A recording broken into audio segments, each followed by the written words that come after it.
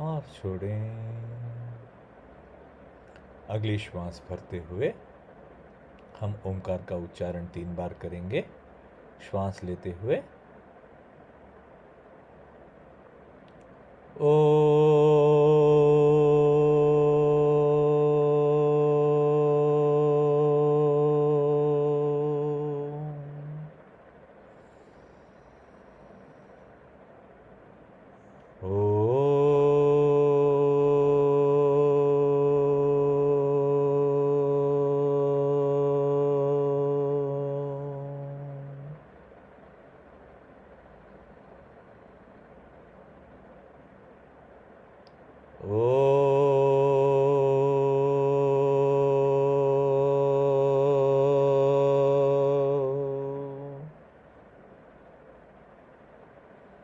ओम श्री गणेशाय नमः। ओम श्री गुरुभ्यो नमः। गुरुर्ब्रह्मा गुरुर्विष्णुः गुरुर्देवो महेश्वरः गुरुः साक्षात् परब्रह्म तस्मै श्री गुरवे नमः। ॐ नमः प्रणवार्थाय शुद्धज्ञानैकमूर्तये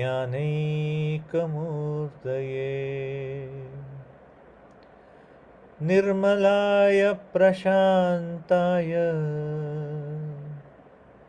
दक्षिणामूर्तये नमः। प्रपन्नपारिजाताय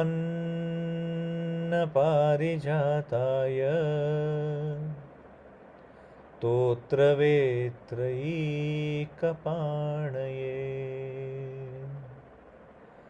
ज्ञानमुद्राय कृष्णाय गीतामृततुहे नमः। वसुदेवसुतं देवं कंसचाणूरमर्दनम्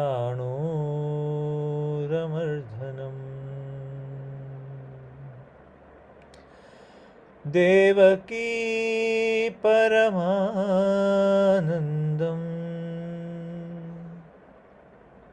कृष्णं वन्दे जगद्गुरुम् कृष्णं वन्दे जगद्गुरुम् कृष्णं वन्दे जगद्गुरुम्।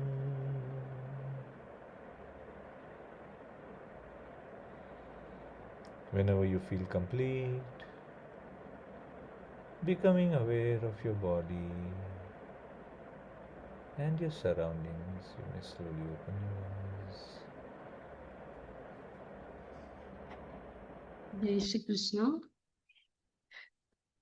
तो हम लोग देख रहे हैं सांख्य योग, और कल हमने देखा था कि भगवान ने अर्जुन को आत्मा के बारे में कितने सुंदर सुंदर विश्लेषण बताए, कि आत्मा का स्वभाव बताया कि अच्छेद्य है, अदाह्य है, अविकार्य है और नित्य है, शाश्वत है।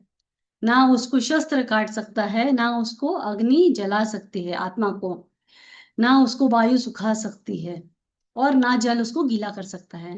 तो हमने कल ये भी देखा था कि भगवान ने कैसे पांचों पंच महाभूतों के बारे में भी बताया कि हमारी आत्मा पंच महाभूतों से भी सूक्ष्म है, और मन और इंद्रियां, क्यों, मन और इंद्रियां भी अति सूक्ष्म है, दिखाई नहीं देते हैं, बट फिर भी हम उनका अनुभव कर सकते हैं।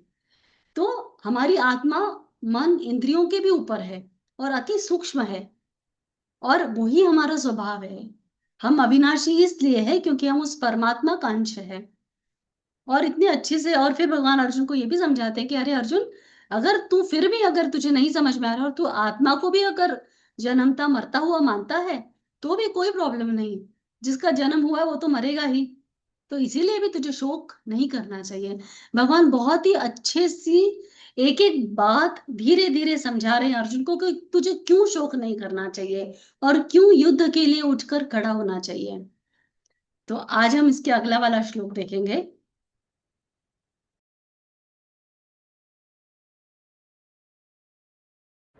जो स्क्रीन शेयर कर लो ना।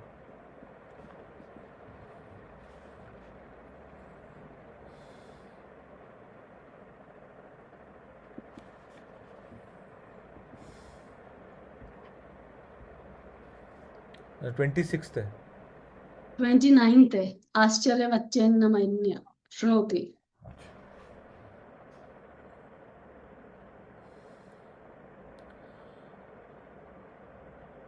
आश्चर्यवच्चैनमन्यः शृणोति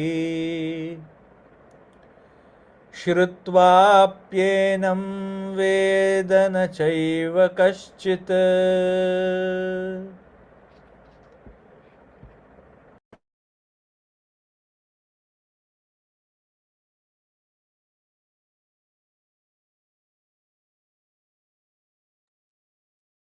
सुंदर।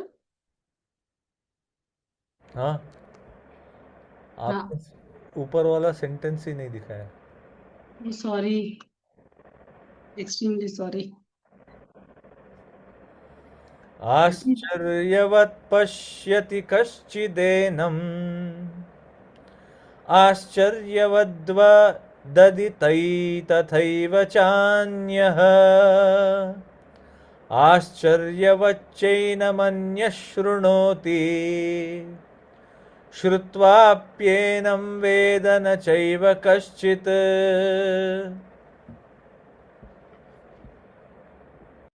यहाँ भगवान अर्जुन को बता रहे हैं कि इस आत्मा को, इस देही को, इस शरीर को, जो महापुरुष है, जो धीर पुरुष है, जिसके बारे में भगवान ने अर्जुन को बोला ना कि तुम धीर पुरुष बनो, तुम तत्वदर्शी बनो, पहले के श्लोकों में। तो यहाँ पे भगवान बता रहे हैं कि इस आत्मा को आश्चर्य की भांति, आश्चर्य से, जो महापुरुष है, जो इसके तत्व को जान चुका है, वो इस आत्मा को कैसे देखता है? आश्चर्य से देखता है। और जो महापुरुष, जो तत्व ज्ञानी है, वो इसके तत्व के बारे में, यानी आत्मा के बारे में, जैसे भगवान हमको बता रहे ना कि अछेद्य है, अक्लेद्य है, अलिप्त है, तो ये आत्मा के बारे में कोई महापुरुष, कोई ज्ञानी, जैसे सारे जितने महर्षि हुए, जितने योग अपने साधु संत हुए, और जितने एनलाइटेंड बीइंग्स थे, या उसके पहले जितने ब्रह्म ऋषि हुए, महर्षि हुए, उन्होंने इस आत्मा के बारे में बताया। आत्मा कैसी है? आदि शंकराचार्य ने बहुत सुंदर निर्वाणाष्टकम लिखा है ना। तो वो शिवोहम कि मैं ये भी नहीं हूं, मैं ये भी नहीं हूं, वो आत्म तत्व का बोध कराना है। तो भगवान यहाँ पे बोल रहे हैं कि इस आत्मा को कोई महापुरुष ही, जो जिसने ज्ञान को समझ लिया है, जिसने ज्ञान के चक्षु से इस आत्मा को, ये दृष्टा को देख सकता है, ये विटनेस कॉन्शियस को देख सकता है, समझ सकता है, वो ही इसको आश्चर्य से देख सकता है, सुन सकता है इसके बारे में।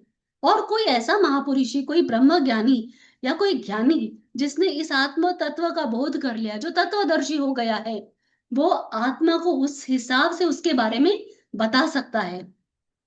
जब हमको किसी चीज का ज्ञान होता है, हम किसी चीज के बारे में कॉन्फिडेंट होते हैं, तभी हम बहुत कन्विक्शन के साथ किसी चीज के बारे में बता सकते हैं।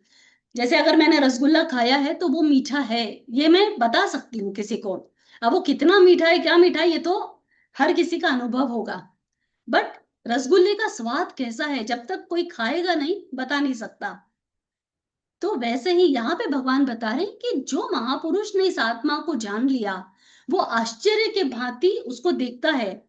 सबसे पहले तो क्योंकि आश्चर्य आश्चर्य से क्यों? क्योंकि आत्मा तो हमारे विचार में भी नहीं आता, हम उसके बारे में सोच भी नहीं सकते, हमारे विचार की शक्ति से ऊपर है आत्मा। इसीलिए हम ना उसको देख सकते हैं, ना उसको छू सकते हैं। हर तरीके से, भगवान ने कल इतने सारे अलग अलग तरीके से अश्लेष ये बताया ना, विशेषण बताया ना, सुंदर सुंदर कि आत्मा का क्या स्वरूप है। तो आत्मा को देखना बड़ा मुश्किल है, पर ज्ञान की दृष्टि से जिसने अपनी तितिक्षा से अपने मन इंद्रियों में विजय पाली है, जिसने ज्ञान को अपने जीवन में अपना लिया है, वैसा महापुरुष ही इस आत्मा को देख सकता है। और और जो महापुरुष है जिसने आत्मा को देख लिया, जिसने समझ लिया, और जिसके अंदर उसका रहस्य जो पूरी तरीके से जान पाया, वो ही इस आत्मा के बारे में लोगों को बता सकता है, उसका वर्णन कर सकता है किसी के सामने, क्योंकि उसके अनुभव में आया कि साक्षात्कार जो समभाव है वो।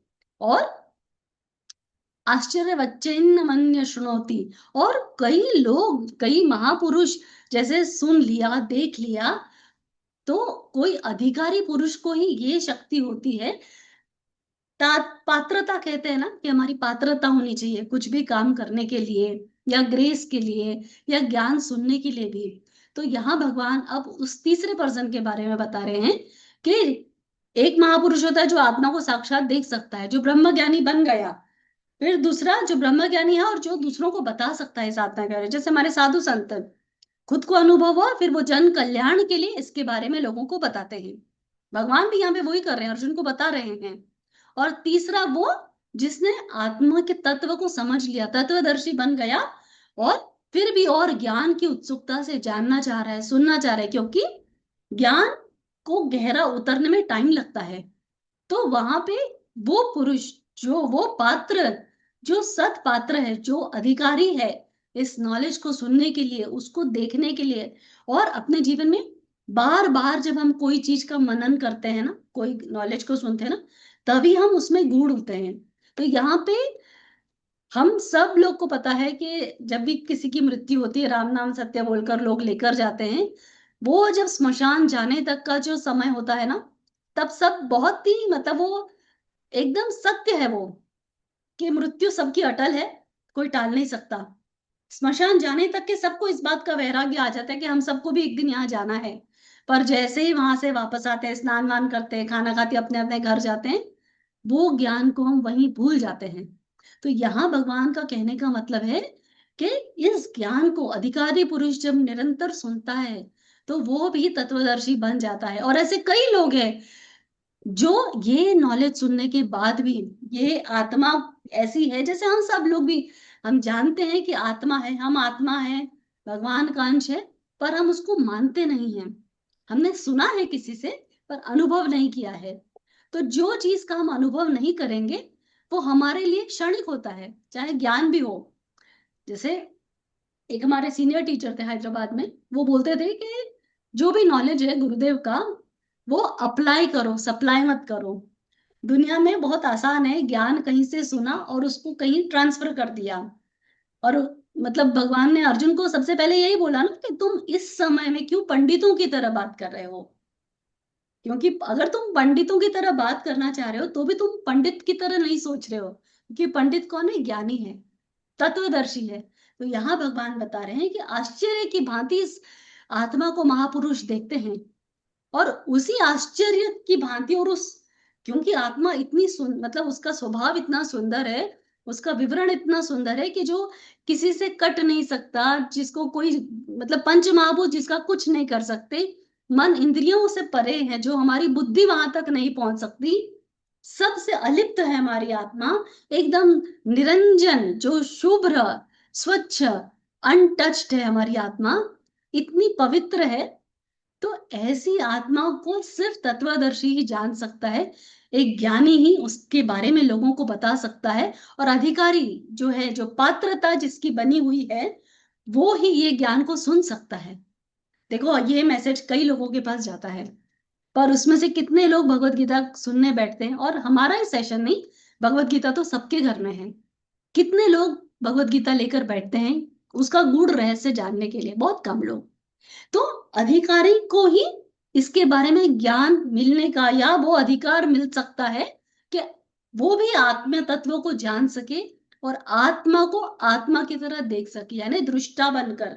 हम संसार में जब तक फंसे हैं, जब तक शरीर को हम अपना मान रहे हैं, या शरीर को प्रधान मान रहे हैं, हम शरीर से बहुत ज्यादा शरीर हमारे लिए, जैसे कल हमने बोला ना संत तुकाराम का अभंग, कि शरीर हमारे लिए गिफ्ट है भगवान का। गुरुदेव भी मेडिटेशन में बोलते हैं ना कि योर बॉडी इज गिफ्ट।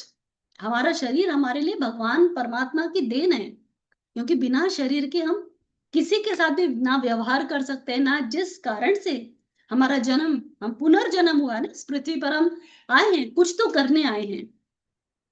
तो ज्ञानी पुरुष ये देख पाएगा कि हम सबसे पहले तो हम यहाँ आए हैं, हम शरीर है, आत्मा है, क्यों आए हैं, इंट्रोस्पेक्शन। जब हम ज्ञान से, जब वैराग्य से चीजों को जैसे है वैसे देखेंगे। और अर्जुन को भगवान ने इतने सुंदर से समझाया है कि अर्जुन, तुम कैसे धीर पुरुष बनोगे, तुम कैसे स्थिरमति बनोगे।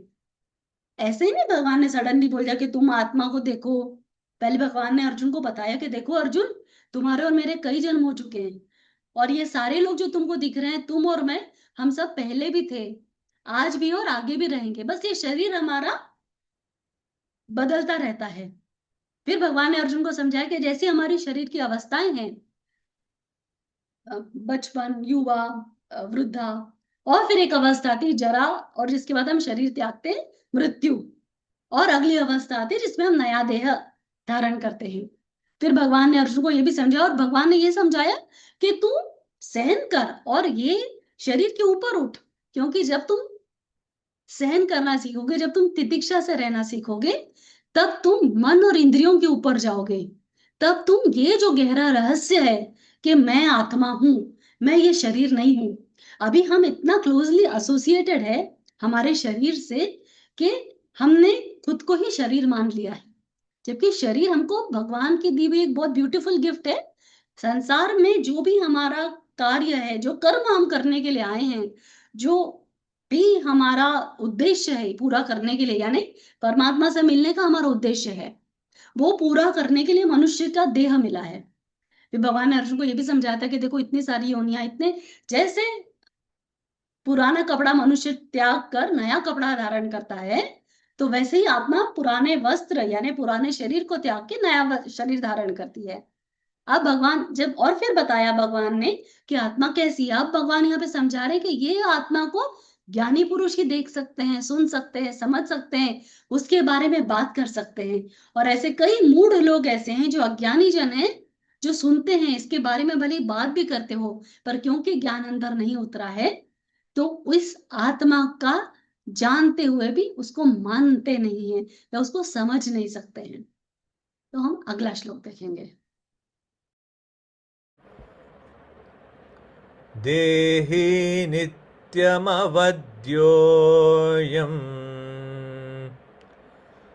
देहे सर्वस्य भारत तस्मात् सर्वाणि भूतानि न त्वं शोचितुमर्हसि।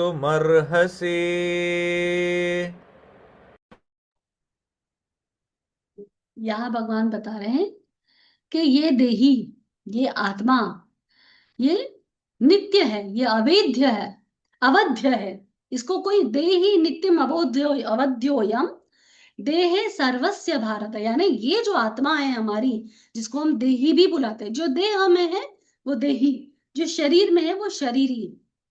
तो ये जो हमारी आत्मा है वो नित्य है और अवध्य है, जिसको कोई मार नहीं सकता। भगवान ने बताया अर्जुन को कि ना, इसको तू मरने या मारने वाला मत समझ अर्जुन, क्योंकि ये हमेशा से शाश्वत है। तो भगवान यहाँ पे फिर री एम्फसाइज करे उसी बात को, अर्जुन को समझाने के लिए भगवान कितना जोर देकर ये बात समझा रहे हैं कि देखो अर्जुन, हमारी आत्मा अवध्य है, ये सर्वस्व, ये हर समय उपस्थित है। तो जितने शरीर तुमको यहाँ दिख रहे हैं, जितने शरीरों में ये हमारी आत्मा जो है वो अवध्य है, हमेशा रहेगी। इसीलिए इन सब भूतों के लिए, जिनके लिए तुम शोक कर रहे हो, वो तुमको शोक करने की जरूरत नहीं है। तस्मात् सर्वाणि भूतानि न त्वं शोचितुमर्हसि, ये आत्मा सारे शरीरों में है और ये अवध्य है। तो तुम जिसके लिए तुम शोक, तुम्हारा शोक ही इसलिए हुआ ना कि सारे लोग जो मेरे अपने मर जाएंगे, तो तुम चिंता मत करो, ये क्योंकि ये तो आत्मा है, ये शरीर जैसे ही शरीर से आत्मा निकल जाती है, हम सब ने किसी ना किसी डेड बॉडी को देखा होगा, तो ये पता है कि वो डेड बॉडी को फिर कोई नहीं रखना चाहता है, चाहे कितना ही गहरा रिश्ता हो हमारा उसके साथ। हम बोलते हैं कि हाँ, शाम के पहले पहले अगर मतलब क्या कहते हैं उसको, क्रिमेशन कर दो या फ्यूनरल कर दो, जो भी लास्ट राइट्स है, चाहते हैं हम कि 12 घंटे के पहले पहले हो जाए, क्योंकि शरीर जकड़ने लगता है। आत्मा शरीर से निकलते ही शरीर एकदम कुछ भी नहीं है, उसके अंदर प्राण ही नहीं है। तो यहाँ भगवान अर्जुन को ये बता रहे हैं कि अर्जुन, आत्मा तो अवैध है, अवध्य है, और ये अवध्य आत्मा सारे समय ये सारे शरीरों में है, और ये शरीर त्याग देने के बाद ही वो अमर ही रहेगी।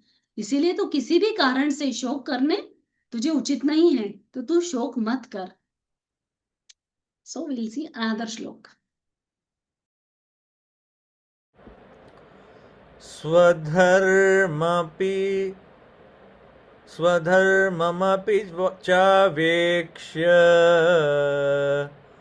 न वि न विकम्पितुमर्हसि धर्माद्धि युद्धाच्छेयोऽन्त्य क्षत्रियस्य न विद्यते। बहुत ही सुंदर। अब भगवान अर्जुन को यहाँ बता रहे हैं, अब भगवान अर्जुन को कर्म की बात बता रहे हैं कि स्वर धर्मवपि चावेक्ष न विकम्पितु तुमर्हसि।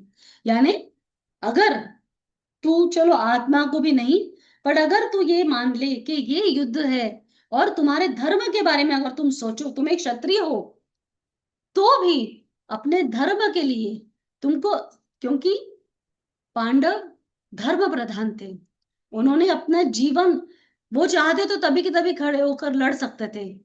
जब चौसर का दाव जमा, और जब द्रौपदी, पहले युधिष्ठिर अपने भाइयों को हारा, पहले राजपाट हारा फिर भाइयों को हारा, अगर पांडव वहां पे अधर धर्म को नहीं फॉलो करते, तो उसी क्षण उठ के बोल देते कि हम नहीं मानेंगे ये गेम।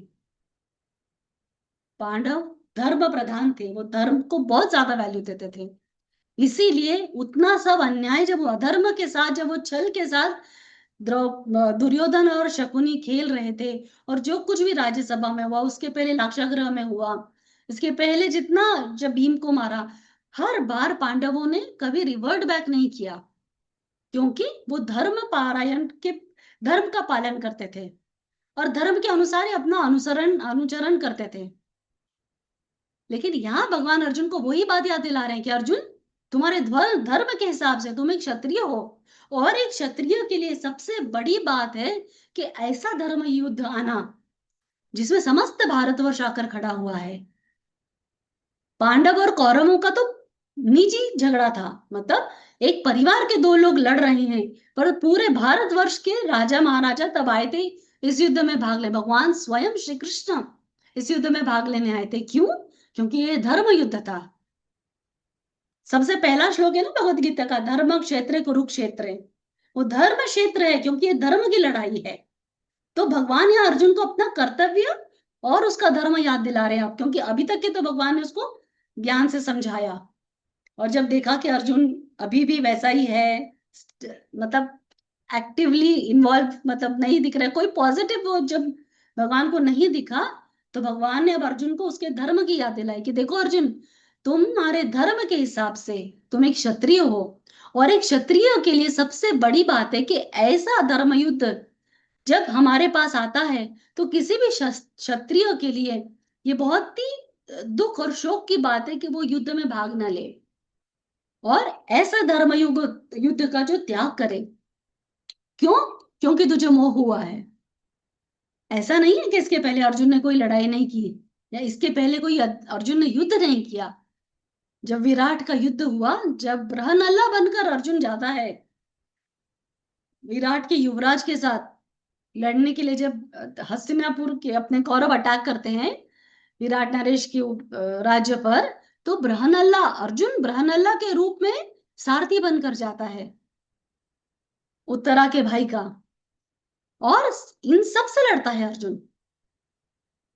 इस समय क्योंकि अर्जुन को मोह हुआ है, तो वो अपना धर्म भूल गया है, उसको याद नहीं कि वो किस लिए ये युद्ध की बात हुई, भगवान शांति दूत बनकर गए और पांडव युद्ध के लिए क्यों तैयार हुए थे? क्योंकि ये धर्म के लिए बात थी। तो धर्म की यहाँ गुहार दे रहे हैं भगवान, उसको उसको याद दिला रहे हैं कि तू एक क्षत्रिय है, और किसी भी क्षत्रिय के लिए सबसे बड़ा धर्म है कि उसके पास जो युद्ध आया या किसी के साथ भी अगर अन्याय हो रहा है, तो भगवान रामचंद्र जी वनवासी, वन गए, तपस्वी थे, पर भगवान ने अपना धनुष नहीं छोड़ा। क्यों? क्योंकि वो जंगल में भी राजा थे।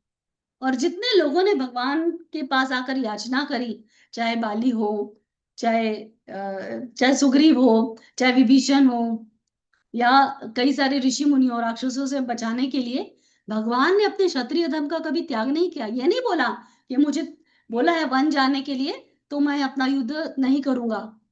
भगवान ने अपना धर्म का पालन किया। तो किसी भी क्षत्रिय के लिए सबसे बड़ा धर्म है, जैसे ब्राह्मण के लिए सबसे बड़ा धर्म है विद्या का दान देना, वैसे ही क्षत्रिय के लिए सबसे बड़ा धर्म है कि कोई भी उसके सामने अगर देख रहा है, कोई असहाय है, कोई अगर याचना कर रहा है, कोई अधर्म कर रहा है, तो धर्म से उस अधर्मी के ऊपर विजय पाना ये क्षत्रिय का धर्म है।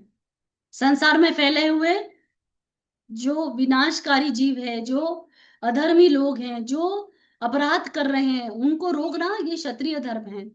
अब भगवान यहाँ अर्जुन को उसका धर्म याद दिला रहे हैं कि अर्जुन, तुम्हारे धर्म के हिसाब से भी तुमको बिल्कुल ये शोक करना उचित नहीं दे रहा, क्योंकि इतना बड़ा धर्म युद्ध तुम्हारे पास चलकर आ रहा है, जिसके लिए बड़े बड़े क्षत्रिय कामना करते हैं। अपने सत्यभामा जी इनके साथ भगवान के साथ लड़ने गए थे कई बार। दशरथ जी के साथ कई कई माह लड़ने गई थी, जब स्वर्ग के देवताओं के साथ युद्ध हुआ था दानवों का, तो दशरथ जी ने भी उसमें भाग लिया था, जिसके कारण उनको 3 वर मिले थे कई कई माह को। तो ये जितने युद्ध है एक क्षत्रिय के लिए तो बहुत बड़ी उपाधि होती है, उपलब्धि होती है। तो भगवान ही अर्जुन को बोल रहे हैं कि अरे अर्जुन, ये तो तेरे धर्म के अनुसार है, तो तू अपने धर्म को याद कर, क्योंकि किसी भी क्षत्रिय के लिए सबसे बड़ा स्वधर्म होता है क्षत्रिय धर्म। और उस क्षत्रिय धर्म के नाते तुझे बिल्कुल न विकम्पित तुम हंसी, तू किसी भी तरीके से शोक उदास होना तुझे शोभा नहीं देता, ना तुझे कांपना डरना चाहिए, क्योंकि ये तेरा धर्म है। तुझे खड़े होना चाहिए और युद्ध करना चाहिए, क्योंकि इतना बड़ा कीर्ति देने वाला युद्ध किसी किसी को ही प्राप्त होता है। और तुम तो बहुत भाग्यशाली हो कि ये युद्ध तुम्हारे पास चल कर आ रहा है।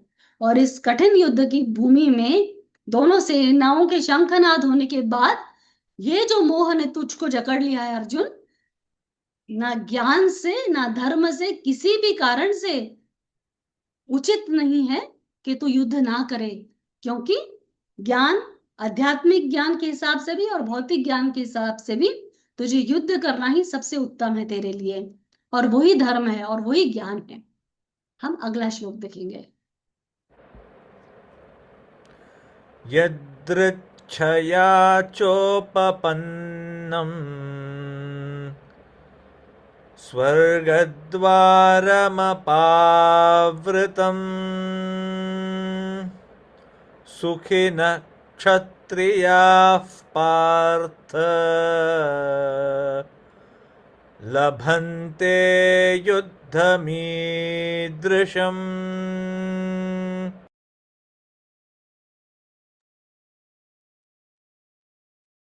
अब यहाँ पे भगवान उसी बात को आगे और समझा रहे हैं। यदृच्छया चोपपन्नम स्वर्ग द्वार पावृतम। अरे अर्जुन, तुम्हारे लिए तो ये स्वर्ग का द्वार खुल रहा है। सुखिना क्षत्रिया पार्था लभन्ते युद्ध मीदृशम। ऐसा युद्ध तो बहुत ही महाभाग वाले योद्धाओं को प्राप्त होता है। ये युद्ध धर्म युद्ध है, और यह युद्ध लड़ने से तुमको स्वर्ग की प्राप्ति। यही बात अर्जुन पहले अध्याय में बोला ना, मुझे स्वर्ग नहीं चाहिए, मुझे देवताओं की किसी उपाधि नहीं चाहिए, क्योंकि वो जानता है, क्योंकि ये साधारण युद्ध नहीं है, ये धर्म युद्ध है। जो इसमें जीतेगा उसको निश्चित रूप से, अगर पृथ्वी पर रहेगा तो पृथ्वी का उच्चतम भोग मिलेगा, और अगर वो वीर गति को प्राप्त होता है तो साक्षात स्वर्ग मिलेगा। और यहाँ पे एक और बात है, जो कुरुक्षेत्र की भूमि है, क्यों कुरुक्षेत्र की भूमि ही चुनी गई थी? हस्तिनापुर के पास थी, इंद्रप्रस्थ के पास ही, ये बात तो है ही है। पर जो कुरु राजा थे, जो कौरवों के पूर्वज थे, उन्होंने बहुत घनी घोर तपस्या करी थी और उनको ये वरदान था, उन्होंने ये वरदान मांगा था कि जो भी इस कुरुक्षेत्र की भूमि पर लड़ते हुए, युद्ध करते हुए मारा जाएगा, उसको स्वर्ग प्राप्त होगा। इसीलिए महाभारत के युद्ध के बाद दुर्योधन, कर्ण, ये सारे लोग स्वर्ग गए थे।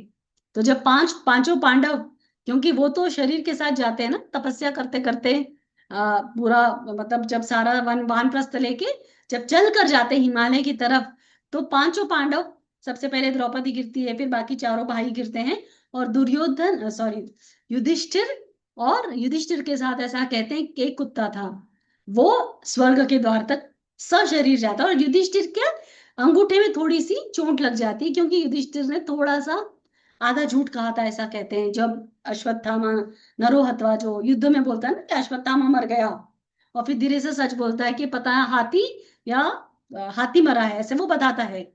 तो वो कहने का तात्पर्य ये है कि ये जो कुरुक्षेत्र की भूमि है, भगवान अर्जुन को याद दिला रहे हैं कि ये भूमि कैसी है, स्वर्ग देने वाली है, क्योंकि तुम्हारे पूर्वज को ये वरदान प्राप्त है। उन्होंने इस तपस्या से वर प्राप्त किया था कि जो भी इस भूमि पे मरेगा उसको स्वर्ग मिलेगा।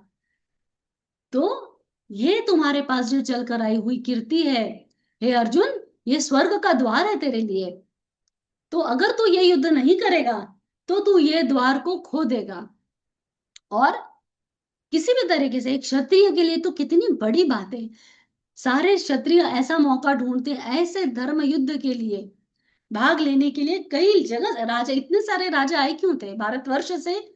जो राजा आए थे वो इस धर्म युद्ध का हिस्सा बनने आए थे, क्योंकि सारे क्षत्रियों को बहुत ही गौरव की बात होती है ऐसा युद्ध मिलना, क्योंकि इसमें साधारण लोग नहीं युद्ध कर रहे हैं।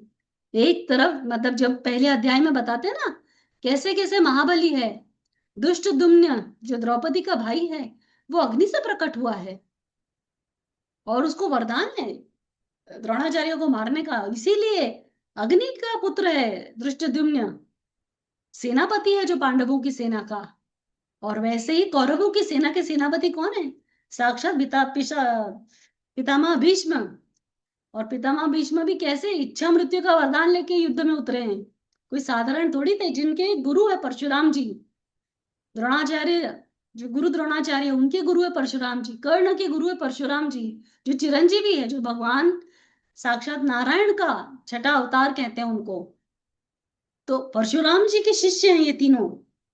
कृपाचार्य इनके कुल गुरु है। इतने बड़े बड़े अस्त्र शस्त्र के ज्ञाता है सारे। शल्य के राजा, और जो कुंती के पिता द्रुपद, ये सारे लोग साधारण थोड़ी है। पांचों पांडव जो साक्षात देवताओं को ध्यान में रखकर उनकी कृपा से सारे पांचों पांडवों का जन्म हुआ था। अर्जुन इंद्र का प्रतीक है, इंद्र के गुण है अर्जुन में, इंद्र का पुत्र है अर्जुन। इतने महान योद्धाओं के साथ जब युद्ध करने का मौका आया है, वैसे ही सात्यकी जो भगवान का कजिन है, वो कम नहीं है, बहुत बहुत ही उत्तम योद्धा है। तो बड़े, और दुर्योधन खुद कोई कम योद्धा नहीं था, बहुत ही उसके जैसा गदा युद्ध करना बहुत निपुण था दुर्योधन।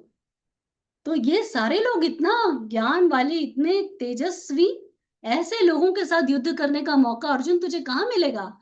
और इतना बड़ा धर्म युद्ध है, इस युद्ध में आकर तुम ऐसी कैसी कायरता भरी बातें कर रहे हो? और अगर तुम ये युद्ध नहीं करोगे तो तुम ये स्वर्ग का द्वार जो तुम्हारे लिए खुला है, तुम वो अपने हाथ से उस स्वर्ग का द्वार बंद करोगे। तो किसी भी तरीके से, ना भौतिक ज्ञान से, ना आध्यात्मिक ज्ञान से, ना धर्म के अनुसार तुमको शोक करना उचित है, बल्कि तुमको उठकर खड़े होकर युद्ध करना तुम्हारे लिए सबसे उचित वस्तु चीज है इस समय, कि तुम उठो और अपना गांडीव लो और युद्ध करो, क्योंकि ये तुम्हारे धर्म के अनुसार है। सो हम अगला श्लोक देखेंगे।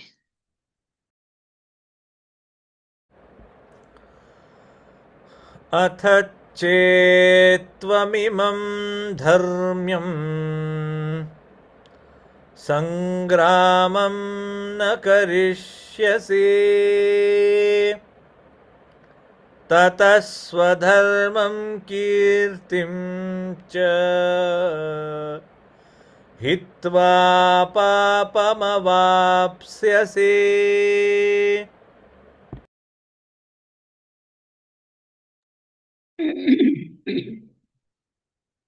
तो भगवान यहाँ अर्जुन को बता रहे हैं कि अगर तुम ये युद्ध नहीं करोगे अर्जुन, अब भगवान बता रहे हैं कॉन्सिक्वेंसेस क्या क्या है कि अतः चेतवम इमं धर्म्यम संग्रामम न करिष्यसि, अगर तू ये युद्ध नहीं करता है तो तत्स्वधर्म कीर्तिं च हित्वा पापम वाप्स्यसि, तो तुझे क्या मिलेगा?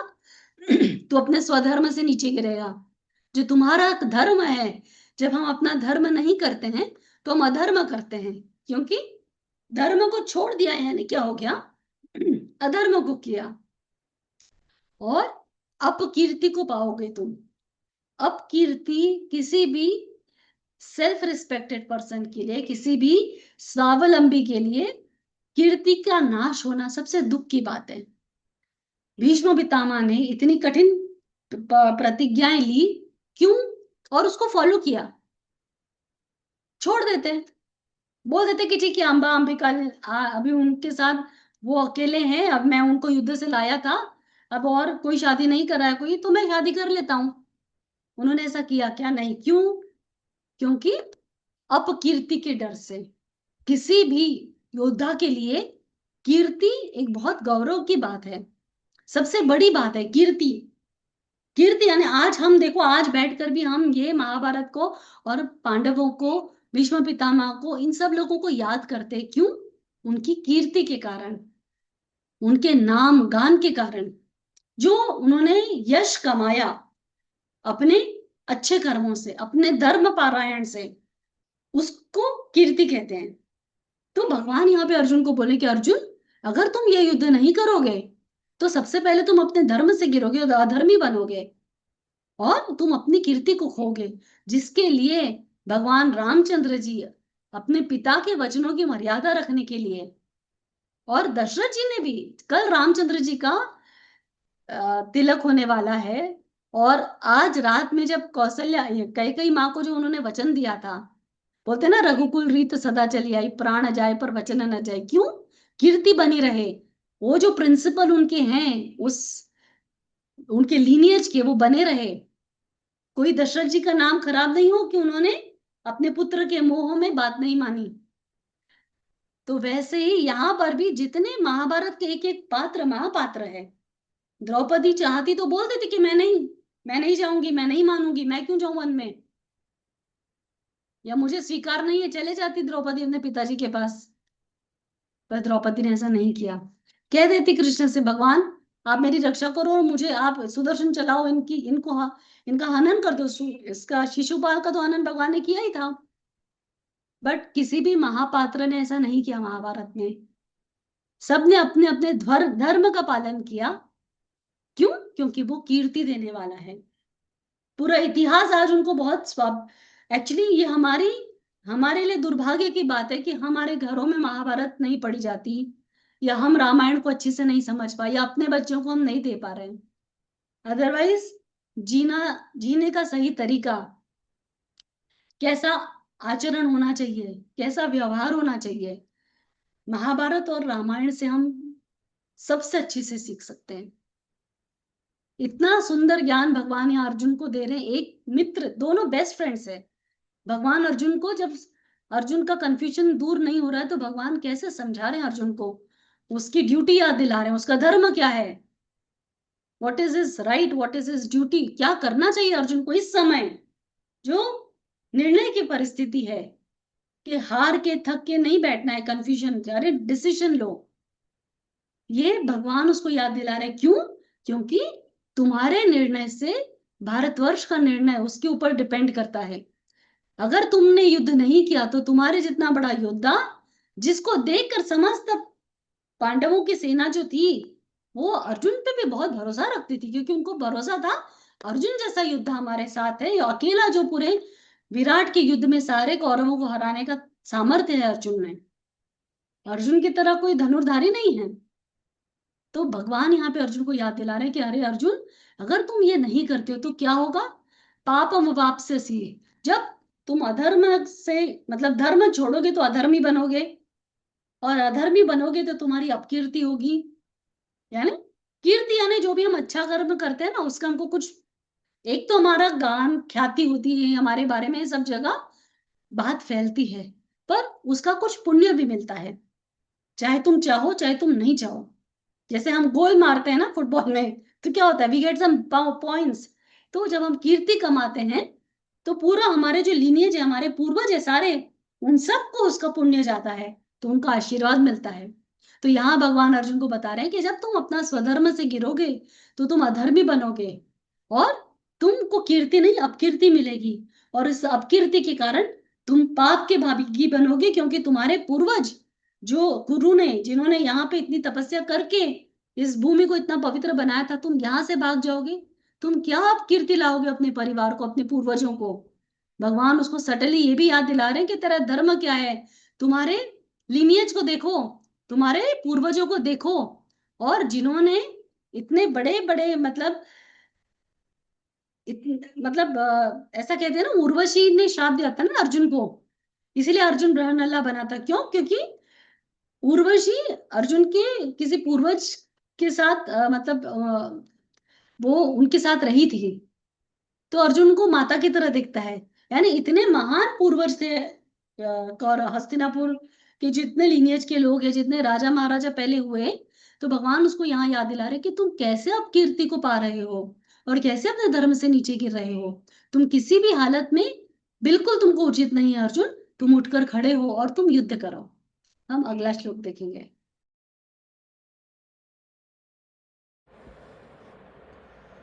अकीर्तिं चापि भूतानि कथयिष्यन्ति ते व्ययाम्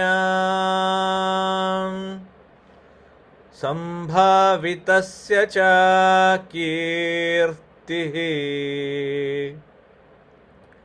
मरणादतिरिच्यते।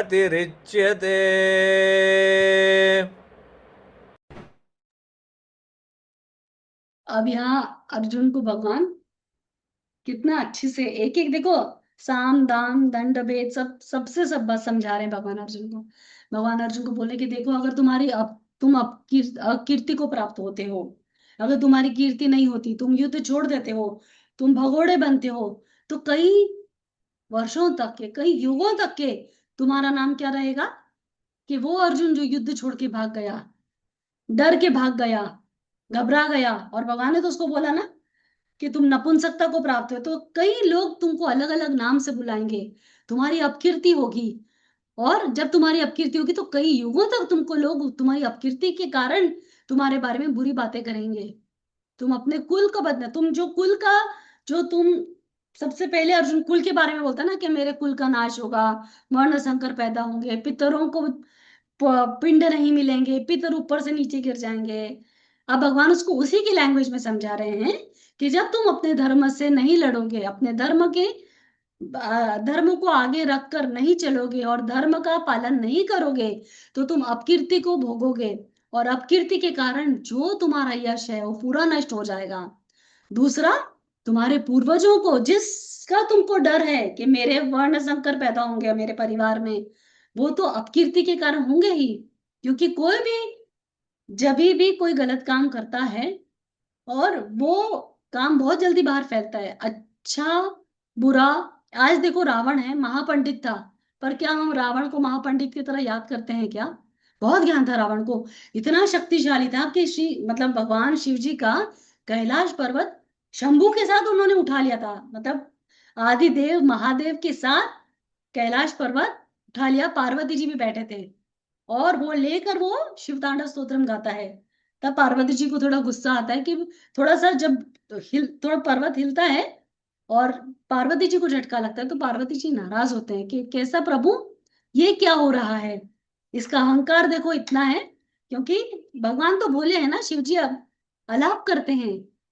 तब भगवान अंगूठे से कैलाश पर्वत दबाते हैं और रावण के ऊपर गिरने लगता है। तब बोलने का मतलब ये है कि इतना महान रावण जो था, 10 सिर वाला, और कितनी उसने घोर तपस्या करी थी, पर कोई भी अपने बच्चे का नाम रावण नहीं रखना चाहता है।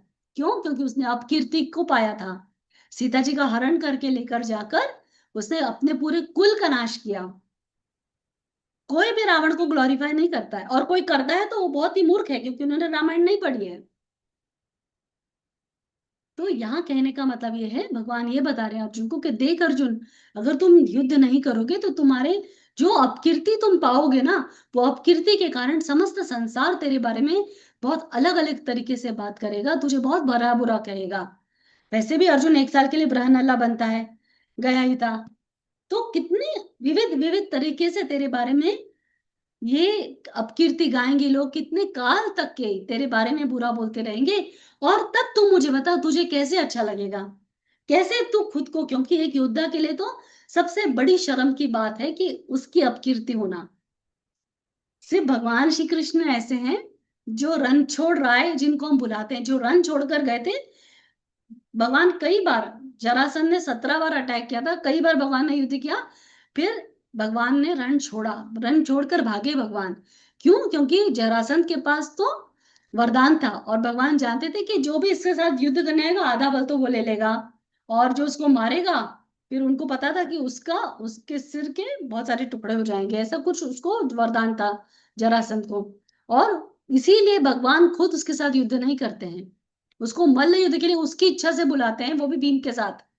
जब जरासंध खुद एक्सेप्ट करता है कि हाँ मैं, ये कंपटीशन करेंगे हम मल्ल युद्ध का, एक कंपटीशन की तरह भगवान उसको इनवाइट करते हैं उसके, उसको मारने के लिए।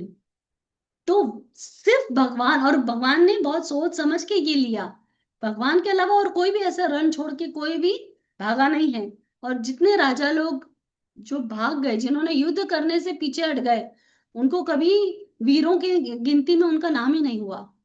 तो भगवान अर्जुन को यहाँ बता रहे कि तुझे, अगर तू ये युद्ध नहीं करेगा तो तू वीर नहीं कहलाएगा, और तुझे नपुंसक बुलाएंगे लोग। जो कीर्ति तेरे पूर्वजों ने कमाई है, जो हस्तिनापुर, जो कौरव वंश का नाम है, जो पांडव, पांडु तुम्हारे पिता का नाम है, तुम मिट्टी में मिला दोगे। और ये कई काल तक के तुम्हारे बारे में ये अपकीर्ति का गान होगा, जिसके लिए द्रौपदी का जो तुमने स्वयंवर जीता था, और जिसके कारण द्रौपदी इतना, द्रौपदी को बहुत अभिमान था, मतलब बहुत अभिमान नहीं, गर्व था कि अर्जुन ने उसको स्वयंवर में जीता है। बड़ा कठिन स्वयंवर था वो। तो वैसे भगवान उसको याद दिला रहे कि तूने इतना जो पशुपति अस्त्र जीता, इतने सारे स्वर्ग में जाके अस्त्र जीते, ये सब किसी काम के नहीं रहेंगे, क्योंकि तू जब ये रण छोड़कर भागेगा यहां से, जब तू ये की अपकीर्ति कमाएगा, तो तूने जितना पास्ट में जो जो नाम कमाए हैं, गुड़ाकेश हो, धनंजय हो, वो सब निस्ता नाबूद हो जाएंगे। उसमें किसी भी चीज को कोई वैल्यू नहीं रहेगी। इसलिए हे अर्जुन, किसी भी तरीके से ये युद्ध को तो तूने बिल्कुल टालना नहीं चाहिए, क्योंकि एक योद्धा के लिए तो मरने के बराबर है। और इसीलिए हर हार में तुझे युद्ध करना है। तो भगवान यहाँ हर तरीके से अर्जुन को समझा रहे कि क्यों तुझे युद्ध नहीं, क्यों तुझे युद्ध करना चाहिए, और क्यों तुझे शोक नहीं करना चाहिए। इसी के साथ हम यहीं पे विराम देंगे आज, और हम लोग कल मिलेंगे बाकी श्लोक के लिए। आई होप कि सबको अच्छे से समझ में आ रहा है, और थोड़ा सा अच्छा भी लग रहा है। सेकेंड चैप्टर ना कितना गहरा ज्ञान है, देखो मुझे ऐसा लगता है कि कितने सुंदर से भगवान अर्जुन को समझा रहे हैं, और हम अर्जुन के साथ सारे लोग ये जर्नी में चल रहे हैं। तो ये हम सब लोगों के लिए भी है कि एक एक चीज भगवान कितने अच्छे से बता रहे हैं कि कैसे हम अपने मन पर विजय पाए। कैसे, बहुत मुश्किल है, क्योंकि हम यहाँ से जैसे ही उठते हैं, खाना खाने बैठते हैं, एक खाने में कंकर आ गया तो हमारा मन विचलित हो जाता है इतना।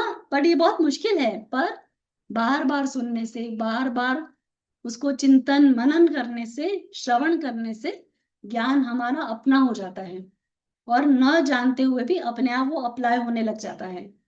तो हमारा सारा कोशिश इसके साथ यही है कि ये पवित्र ज्ञान हम अपने जीवन में उतारें। सबसे पहले तो इसको समझे, और फिर अपने जीवन में उतारें, अपना जीवन बेटर बनाएं।